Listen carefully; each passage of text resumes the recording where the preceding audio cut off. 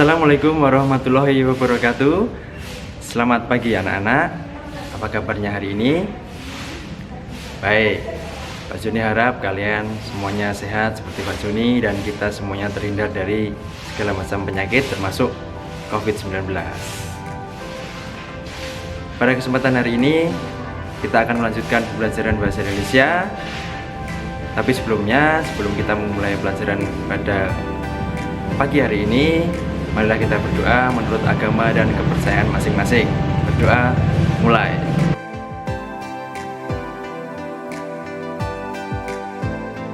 Selesai? Baiklah, sudah Pak Joni kirimkan link di sini untuk kalian bisa presensi kehadiran. Baik, pada kesempatan kali ini kita akan membahas bab baru dari kompetensi dasar 3.5 dan 4.5. Di bab baru ini kita akan membahas sebuah karya sastra. Karya sastra macam apa? Karya sastra ini mempunyai ciri cerita yang singkat, yang ada istilah habis dibaca sekali duduk, kemudian menceritakan kisah secara sederhana tapi mengesankan. Apa ya kira-kira? Ya, kita membahas tentang cerpen. Kita membahas kompetensi dasar 3.5, yaitu mengidentifikasi unsur-unsur pembangun cerpen dan menyimpulkan unsur-unsur pembangun cerpen dengan bukti yang mendukung. Langsung aja, anak-anak pernah membaca cerpen? Pak Joni percaya pasti kalian sudah pernah membaca cerpen sebelumnya. Tapi tahukah kalian sebenarnya pengertian dari cerpen? Kita akan mulai pembelajaran kita hari ini. Pengertian cerpen. Sebenarnya apa itu cerpen? Cerpen adalah karangan pendek yang berbentuk prosa yang mengisahkan sepenggal kehidupan tokoh yang penuh pertikaian, peristiwa yang mengharukan dan menyenangkan, serta mengandung pesan yang tidak mudah dilupakan. Ya, itu yang membedakan cerpen dengan kehidupan sehari-hari, cerita sehari-hari kita. Ciri-ciri cerpen: terdiri kurang dari 10.000 kata, jadi tidak terlalu banyak cerpen, antara 1.000 sampai 10.000 kata. Kemudian selesai dibaca sekali duduk, istilahnya seperti itu. Maksudnya hanya mengandung satu alur dan satu cerita saja, tidak terlalu panjang. Bersifat fiktif. Pada dasarnya cerpen adalah karya sastra fiktif, walaupun mungkin terinspirasi dari kisah nyata. Kemudian hanya mempunyai satu alur saja, atau alur tunggal.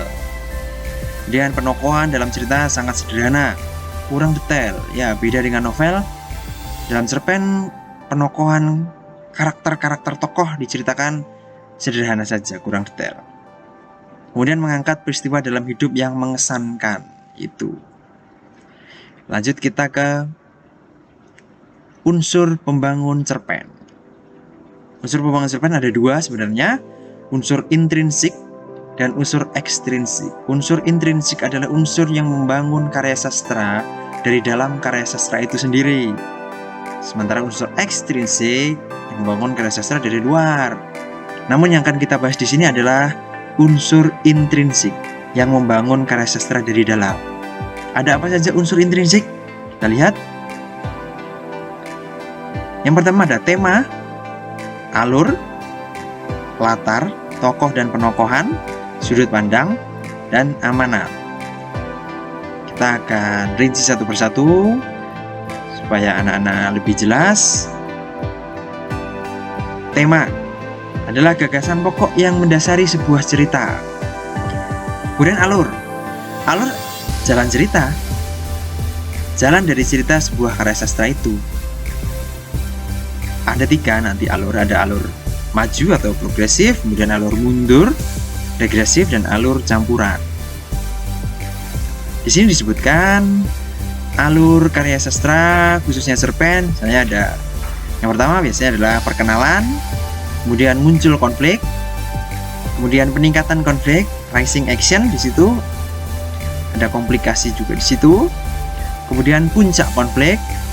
Setelah puncak ada penurunan konflik, kemudian baru penyelesaian atau ending. Unsur intrinsik yang ketiga adalah latar. Latar berkaitan dengan tempat, waktu, dan suasana di mana peristiwa atau cerita itu terjadi. Selanjutnya adalah penokohan. Penokohan, tokoh dan penokohan. Dalam cerita pendek pasti ada tokoh. Masing-masing tokoh mempunyai karakter. Di sini disebutkan pemberian sifat pada tokoh atau pelaku cerita. Ada dua metode dalam pemberian tokoh, secara analitik atau langsung, dan secara dramatik atau tidak langsung. Unsur intrinsik berikutnya adalah sudut pandang atau point of view. Adalah visi pengarang dalam memandang suatu peristiwa dalam cerita. Ada beberapa macam sudut pandang, di antaranya sudut pandang orang pertama atau akuan, kemudian sudut pandang orang ketiga atau diaan. Yang terakhir adalah amanat. Amanat adalah pesan yang ingin disampaikan pengarang melalui karyanya tersebut. Pesan berupa harapan, nasihat, atau sebagainya yang ingin disampaikan pengarang. Itu tadi unsur intrinsik. Berikutnya, di sini ada contoh cerpen. Nanti kita akan coba analisis di situ. Dalam contoh cerpen liburan kenaikan kelasku, apakah mencakup 6 unsur-unsur intrinsik yang sudah kita pelajari sebelumnya tadi? Silahkan anak-anak bisa membaca. Ada contoh cerpen yang singkat saja yang Pak Joni ambil. Mari kita coba analisis kalau anak-anak sudah membacanya. Di situ dijelaskan tema adalah liburan. Kemudian tokoh dan penokohan. Tadi setelah anak-anak baca, itu ada aku itu karakternya pendiam, berbakti kepada orang tua. Ada ibu, tega, sabar, telaten, peduli. Biasanya sifat atau karakter seorang tokoh tidak hanya satu, pasti diperkuat. Alurnya maju, betul? Iya. Sekarang latar, apa aja yang dijelaskan dari tempat, waktu, dan suasana dari cerita tersebut. Sudut pandang orang pertama, karena dia menceritakan, pengarang seolah-olah menceritakan dirinya sendiri. Jadi si aku ini, sudut pandang akuan.